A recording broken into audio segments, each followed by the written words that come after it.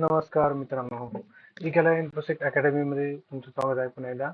तर आजचं आपलं टॉपिक आहे CIA ट्रायड. म्हणजे CIA ट्रायड म्हणजे काय की आपल्याला सगळ्यात महत्त्वाचं इथिकल हॅकिंग मधलं महत्त्वाचं पॉईंट आहे. आणि पूर्ण इथिकल हॅकिंग आणि पेनिट्रेशन टेस्टिंग याच्यावरच सगळी गोष्ट अवलंबून असते. CIA ट्रायड्स मध्ये काय आहे की कॉन्फिडेन्शियलिटी, इंटिग्रिटी आणि अवेलेबिलिटी हे तीन मोठे पिलर आहेत. या पिलर मधला सगळ्यात मोठा महत्त्वाचा भाग म्हटलं तरी कॉन्फिडेन्शियलिटी असते. आता तुम्हाला कॉन्फिडेन्शियलिटी म्हणजे काय तर हे माहीत असेल की एखादी इन्फॉर्मेशन ही गुपित ठेवणे. जी समजा एखाद्या ऑर्गनायझेशनची माहिती आहे किंवा एखाद्या पर्सनची माहिती आहे किंवा एखाद्या सिस्टम बद्दल माहिती असते बऱ्याचशा, तर ती माहिती कॉन्फिडेन्शियल ठेवणे ही महत्त्वाची गोष्ट आहे. जर ही कॉन्फिडेन्शियल माहिती जर बाहेर रिव्हील झाली किंवा बाहेर पडली तर त्या संबंधित व्यक्तीला किंवा संबंधित ऑर्गनायझेशनचं खूप मोठं नुकसान होतं.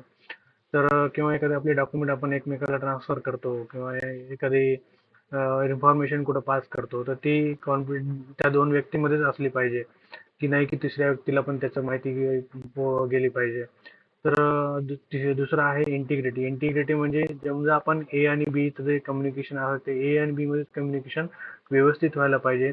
जर त्या कम्युनिकेशन मध्ये जो डाटा ट्रान्सफर होतोय तो अल्टर नाही केलेला पाहिजे. त्याच्यामुळे जर तो डाटा अल्टर झाला तर मग त्याचं कम्युनिकेशन मधला जो जो आहे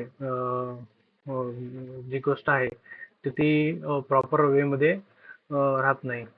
तर ती समजा आता कम्युनिकेशन मध्ये समजा एखाद्याला म्हणायचं आहे की वेलकम, तर तो समोरच्याला एखाद्या मदतला जर समजा तो डाटा जर सिक्युअर नसेल, कॉन्फिडन्स नसेल, त्याच्यामध्ये इंटिग्रिटी लॉस असेल, तर तो समजा ए ला वेलकम म्हणायचं असेल बी ला तर तो आय हेट असा आपण मेसेज त्याच्यातून पास होऊ शकतो किंवा पास करू शकतात अटॅकर. तर मग त्याच्यामुळे कॉन्फिडेन्शियलिटी नंतर इंटिग्रिटी डाटामध्ये महत्वाची आहे.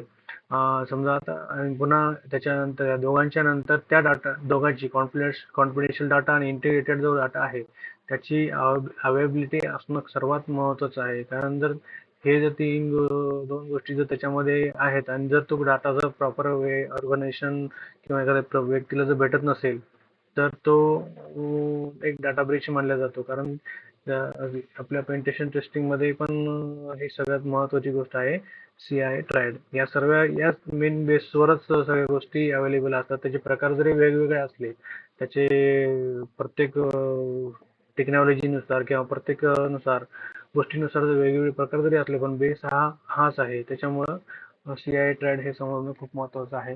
तर आज आपण शिकलो की CIA ट्रायड म्हणजे काय. तर चला तर मित्रांनो पुढच्या टॉपिकला सुरुवात करूयात लवकरच.